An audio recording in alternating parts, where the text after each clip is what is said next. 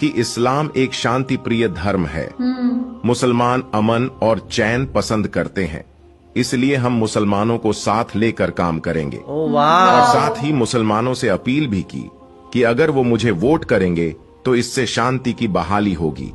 इस बात से अमेरिका के मुसलमान इतने ज्यादा खुश हुए कि उन्होंने ट्रंप का खुलकर साथ दिया। अमेरिका में यानी कि अमेरिका के सारे मुसलमानों ने ट्रंप को वोट दिया, जिसकी वजह से ट्रंप ने कमला हैरिस को हरा दिया और ये चुनाव जीत गया और एक बार फिर से अमेरिका का नया प्रेसिडेंट बन गया।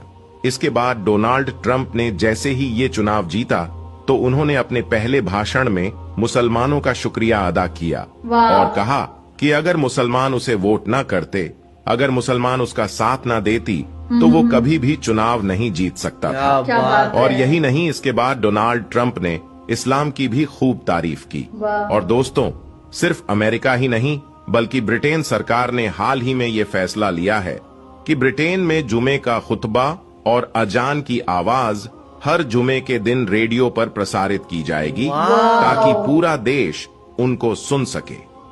हम आपको बता दें कि ऐसा ब्रिटेन में पहली बार हुआ है। यूके में भी इसी तरह से जर्मनी में भी पहली बार लाउडस्पीकर पर अजान दी गई है, जिसको सुनने के लिए लोगों की काफी भीड़ जमा हो गई थी।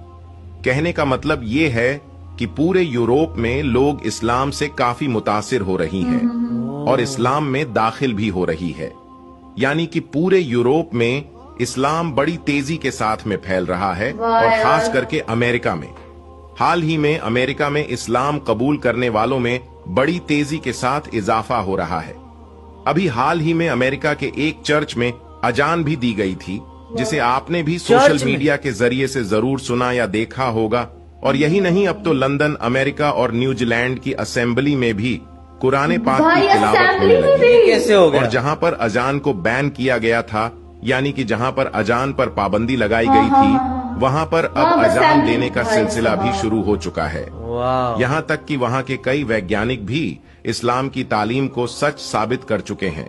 दोस्तों, इसी तरह से रशिया में 1913 ईस्वी में 15,000 मस्जिदें थीं, मगर उस दौर में वहाँ की हुकूमत ने इस्लाम और इस्लाम को मानने वाले लोगों को लगातार खत्म करने की कोशिश की थी।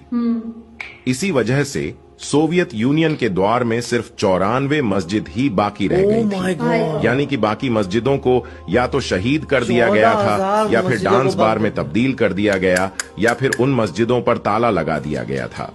अब आप सोचेंगे कि इतने जुल्म के बाद तो रशिया में इस्लाम पूरी तरह से खत्म हो गया होगा। मगर हम आपको बता दें, इतना जुल्म सहने के बाद शायद ही दुनिया में कोई दूसरी कौम होगी जो दोबारा खड़ी हो सके।